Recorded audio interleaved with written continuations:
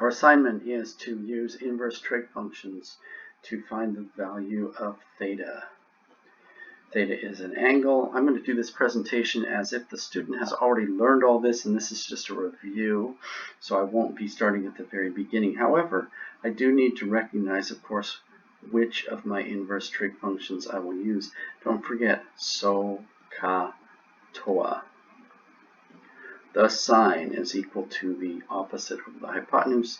The cosine is equal to the adjacent over the hypotenuse. The tangent is equal to the opposite over the adjacent. Well, if I'm sitting here at the theta corner, to my left is the adjacent leg. To my right is the hypotenuse. So I'm going to be using CA. Cosine is adjacent over hypotenuse. And don't forget, I will be rounding to 3 decimal places in my equation. I will probably be using the cosine with a -1 superscript notation. I could use arc cosine, but there really isn't enough room in here to do that. All right, let's get to work. The cosine of theta is equal to adjacent over hypotenuse. That means that the arc cosine of 4/6 is equal to theta, which is what I'm seeking. Let's take that and run it through a calculator. So calculator will tell me that the arc cosine is approximately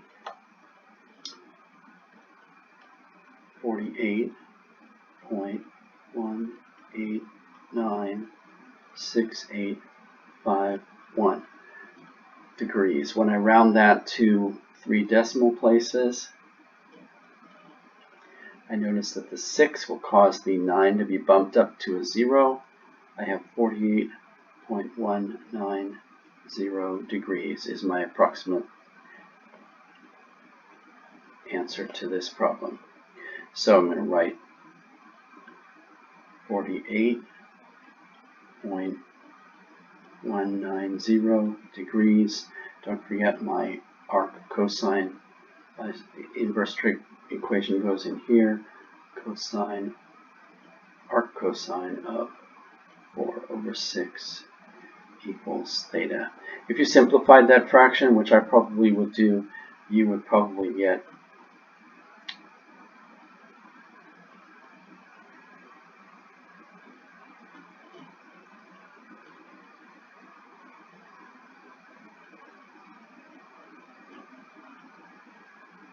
arc cosine of 2/3 equals theta. That would have also worked for me. Either this one or this one would be fine. And we're done.